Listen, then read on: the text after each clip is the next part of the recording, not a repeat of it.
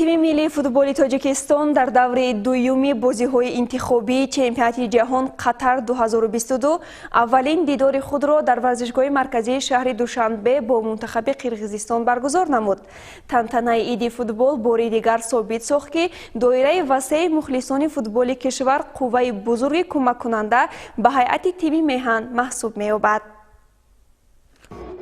در دایره رقابت‌های دوره دوم بازی‌های انتخابی چمپیونات جهان قطر 2022 منتخب تاجیکستان اولین واخوری خود را در گروه F با تیم ملی فوتبال قرقیزستان برگزار نمود. این دیدار در ورزشگاه مرکزی جمهوریوی شهر دوشنبه برگزار شده با حساب 1-0 با سود شاگردان عثمان تاشف به انجام رسید. از ابتدای دیدار تا به انجام فوتبالبازان تاجیک برای رخنه کردن خط دفاع دسته منتخب قرقیزستان تلاش کردند و این کوشش‌ها در دقیقه‌های آخر قسمت اول رقابت نتیجه دلخواه به بار آورد. فوتبالباز دسته استقلال دوشنبه علیشیر جلیلوف اولین دیدار خود را در هیئت منتخب برگزار نمود و در دیدار نخستین خود با پیراهن‌های منتخب کشور با زدن گل دست یافت. در دقیقه 41 رقابت علیشیر جلیلوف توپ را وارد توری دروازه منتخب قرقیزستان نموده بعد این وسیله این ضربه هدفرس پیروزی ملی پوشان ما را بر مقابل مهمانان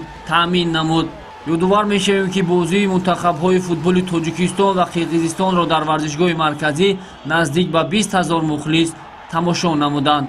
همکنون منتخب فوتبال تاجیکستان بازی دوم خود را در گروه سنه 10 سپتامبر در سفر با تیم ملی فوتبال مغولستان انجام خواهد داد. بازی بسیار هم مشکل و حساس تیم ملی تاجیکستان سنه 15 اکتبر برگزار می شود که در دایره رقابت‌های دور دوم بازی‌های انتخابی چمپیونات جهان منتخب تاجیکستان در میدان خود یکاچین ژاپن را استقبال خواهد گرفت.